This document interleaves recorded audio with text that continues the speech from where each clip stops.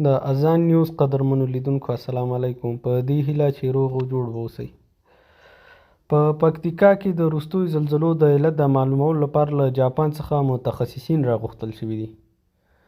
په افغانستان کې د ملګرو ملتونو دفتر یونما وایي چې په خوست او پکتیکا کې د زلزلو د لاملونو د موندلو په موخه یې جاپاني متخصصین راغوښتي دي.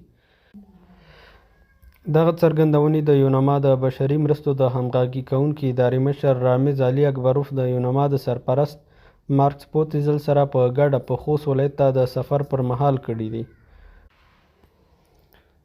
د یونما پلاوي د خوست په ملکي هوایي ډګر کې د کورنیو چارو سرپرست وزیر سراج الدین حقاني، ځایي چارواکو او د سیمې له اوسیدونکو او قومي مشرانو سره لیدلي.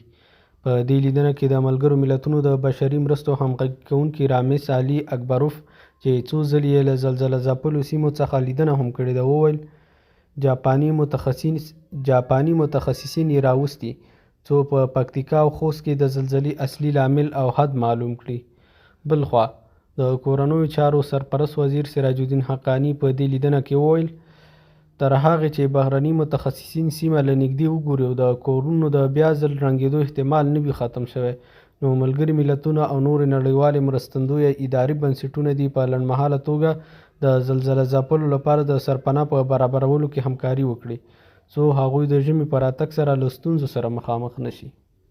په وروستیو کې په پکتیکا او خوست ولایت کې پرله پسې زلزلې وشوې چې له امله یې ګڼ شمېر هیوادوال زیانمن او خپلو کورونو څخه بې برخې شول. دغه زلزلې چې د پکتیکا ولایت ګیان ولسوالۍ تر ډېره ځپلې، په وروستیو کې داسې اوازې خپرې شوې چې د زلزلې سره یو ویرونکی غږ هم اورېدل کېږي. نوي حشرات په سیمه کې را پیدا شوي دي او همدارنګه د تودوخې درجه اوچته شوې ده. له سیمې څخه په رالیږل شوي ویډیو کې په معلومه توګه ښکاري چې په ځمکو کې ډېر غټ درزونه را پیدا شوي دي. دغه ویډیو چې د پکتیکا له ولایت څخه رالیږل شوې ده په کې واضح معلومیږي چې په ځمکه کې ډېر غټ درزونه دي.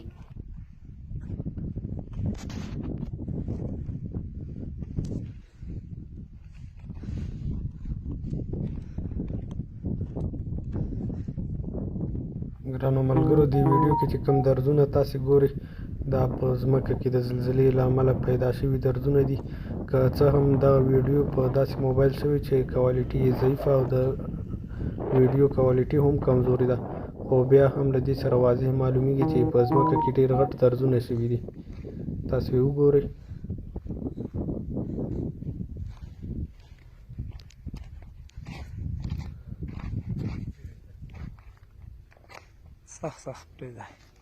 دا ګورئ ډېر غټ غټ درزونه دي. دا ټول د ځمکې د زلزلې له امله تازه شوي درزونه دي چې تاسې یې وینئ.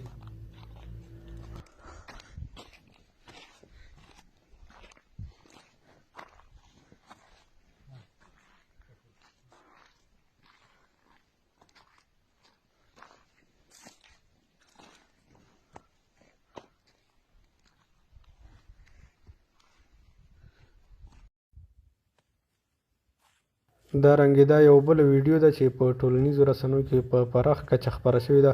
په دې ویډیو کې ډېر واضح معلومیږي، تاسو وګورئ چې په ځمکه کې دغه درزونه رامنځته شوي دي او ډېر غټ غټ درزونه دي. دا که څه هم په عکاسۍ کې لږ وړوکي ښکاري، خو په حقیقت کې دا غټ درزونه دي او داسې درزونه هم نه دي چې یو درز او په یو ځای تېر شوی، بلکې دغه ډېر د ځمکې په هره برخه او هر ځای کې دا درزونه را پیدا شوي دي چې دا هم د اتشفشان د فعالېدو نښه ګڼل کېږي. خو د دې ترڅنګ یو بله مهمه نښه یې چې ده چې د اوبو څاګانو د اوبو ګرمېدل دي، هغه تر اوسه لا شتون نه لري. نو په دې اړه به جاپاني محققین خپل تحقیق وکړي او له هغې وروسته به یې نتیجه راووځي انشاءالله.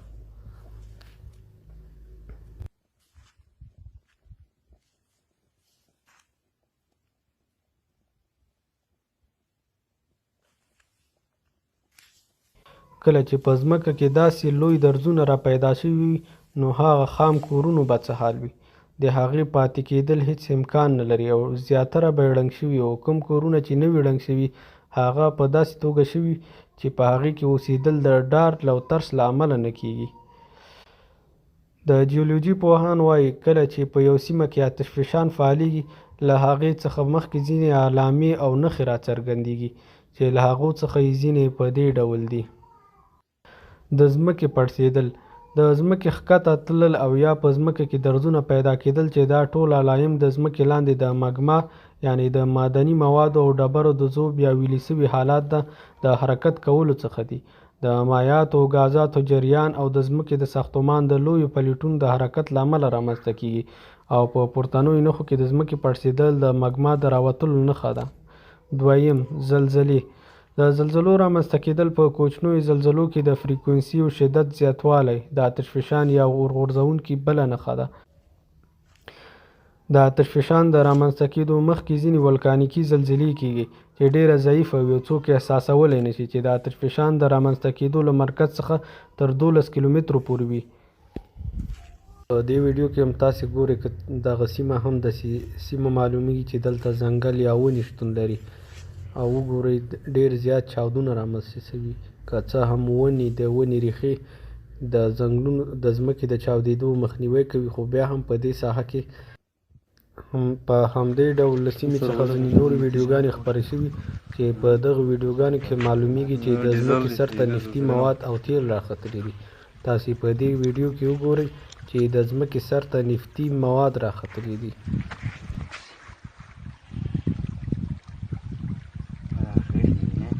ډیزل دی.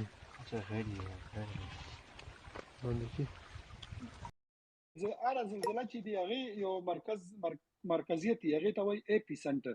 دا د زلزلې یو خاص مرکز دی چې د کوم ځای نه پروپګټ کېږي، لکه انتشار کوي. اوس موږ سره اسانه طریقه خبرې مولوي صاحب دا دی چې په افغانستان کې چې دی جایکا مؤسسه کار کوي، هغه د جاپان مؤسسه دی. هغوی چې دی خپل ایکسپرټ ټیمونه لري په دې کې.